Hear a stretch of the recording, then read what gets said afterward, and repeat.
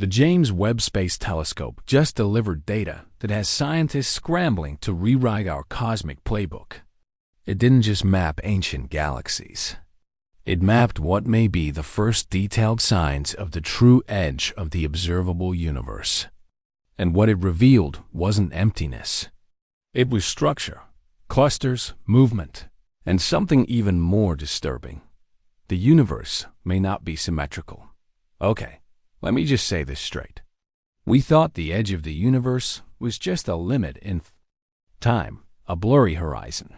But now there are whispers in the data suggesting something is pulling at us from beyond. Yes, NASA has effectively mapped the edge, and the map is not what cosmologists predicted for decades. The most disturbing findings, the images, flooding in from JWST are shattering our understanding of cosmic evolution. Galaxies near the observable edge are forming faster and brighter than any models allow. These aren't just faint smudges of light. They're fully formed cosmic metropolises with metallicity and mass levels, suggesting multiple generations of stars within just 300 million years of the Big Bang. Even more shocking, monster black holes are present almost immediately after the Big Bang began. One black hole, discovered in galaxy UHC-1, already weighs between 10 and 100 million solar masses when the universe was barely 470 million years old. The Cosmos Web Survey, mapping nearly 800,000 galaxies in unprecedented detail, revealed something that left astronomers speechless. There are 10 times more galaxies in the early universe than Hubble ever predicted. As Caitlin Casey, who co-led the Cosmos Web project, put it, the universe was producing too much light too early. It had only about 400 million years to form something like 1 billion solar masses of stars. We just do not know how to make that happen. Some cosmologists now theorize that primordial gas clouds may have skipped star formation entirely, collapsing straight into black holes. This direct collapse theory would explain how such massive objects form so quickly, but it requires us to completely rethink the universe's first chapters. Let that sink in. Galaxies formed faster than time should have allowed. It's like building a skyscraper overnight during a power outage. The edge isn't empty. JWST's groundbreaking mapping reveals something even more unsettling: density asymmetries at large redshift scales. The universe isn't just busier than we thought. It's uneven in ways that defy our most basic assumptions. When these new findings are combined with earlier dark flow data, a pattern emerges. Analyses now suggest possible gravitational influences from beyond our observable edge, something massive pulling on the fabric of space-time itself, not in one particular direction of the sky. Galaxy clusters seem to be streaming toward an unseen attractor. NASA researchers tracked this motion out to at least 2.5 billion light-years, and the pattern persists. This shouldn't happen if matter is distributed evenly across the cosmos. What do you think is out there? Gravity from a hidden structure, or something even stranger? But that's just the start, because what JWST saw next in the cosmic microwave background could point to another universe. If you're fascinated by discoveries like these, hit subscribe now. We dive deep into the mysteries space agencies are only starting to decode. Cosmic symmetry breakdown. The Planck satellite detected puzzling anomalies years ago, a mysterious cold spot in what scientists informally called the axis of evil. Temperature patterns that shouldn't exist in a perfectly uniform universe. Now, in a development that has cosmologists re-examining these findings, some of JWST's large-scale galaxy clustering patterns align with these very same anomalies. This correlation across different observing methods suggests we're not just seeing random noise. Multiple studies now indicate the universe may be slightly lopsided on cosmic scales. The Hercules, Corona, Borealis Great Wall, a structure spanning an estimated 10 billion light-years, challenges our understanding of how matter should be distributed. Imagine inflating a balloon, but one side stretches more than the other. That's what some scientists now believe may have happened during cosmic inflation. But if that were true, the implications for the shape of the universe are even bigger. Then you think, the impossible structures. Enter the Hercules Corona Borealis, Great Wall.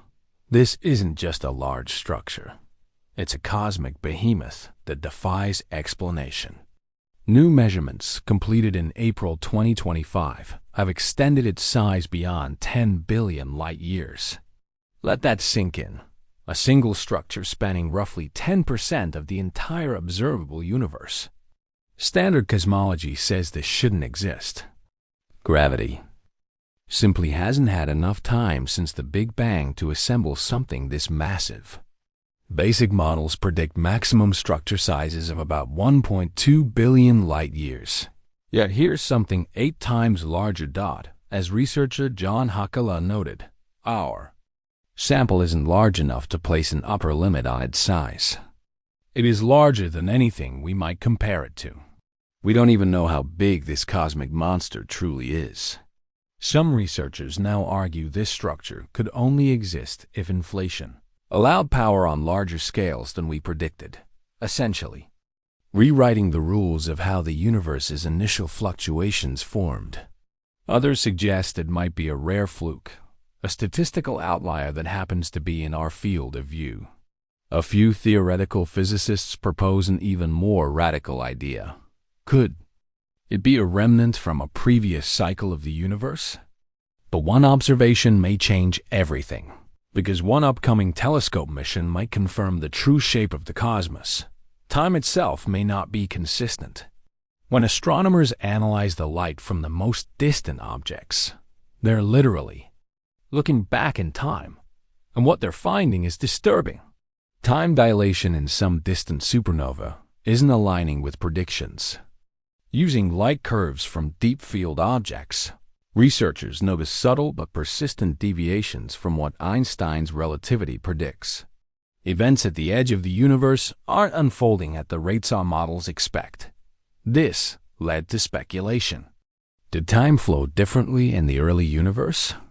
This could mean expansion affects time non-linearly, a twist few models currently account for.